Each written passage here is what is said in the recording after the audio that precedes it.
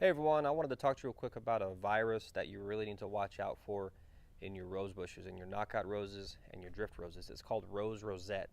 You may have heard of it. It's a new thing. It's a new thing that's popped up. We started seeing it last year in knockout roses. It's only gotten worse this year. This year we've started seeing it spread to drift roses as well, and it's really become a problem. I'll post plenty of pictures here so you can see what it looks like and what it does to your rose bushes. But it kind of makes certain areas, the stems will be quite enlarged, and they'll have a lot of thorns on them, and the foliage and the blooms will have a different color to them, like a darker red color to them as opposed to green, and the blooms will just have a very abnormal look to them. It's really a problem, and you need to watch out for it. Unfortunately, there's no preventing rosette, and there's no treatment for it. So the only thing you can do, and what you have to do if you have it, is to remove those plants altogether, root system and all. Get them off your property. If you have a burn pile, burn them. If you have to, put them in a trash bag and put them out on the curb for the trashman to take, but get them off your property. It's a mite that spreads this virus, a microscopic mite that will spread it from plant to plant.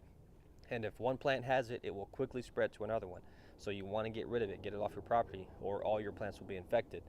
A mistake that a lot of people make, or a couple of mistakes that people make with this virus is one, trying to treat it. There's nothing right now that effectively treats rosette, so don't try to treat it. If you treat it, all you're doing is giving it time to spread to your other plants. Another thing is a lot of times when you first see it, it doesn't really look like a big deal. It doesn't seem that severe. It's very small in small areas on your rose bush, and so people may try to want to just trim off those areas or wait and see what happens. That's a mistake.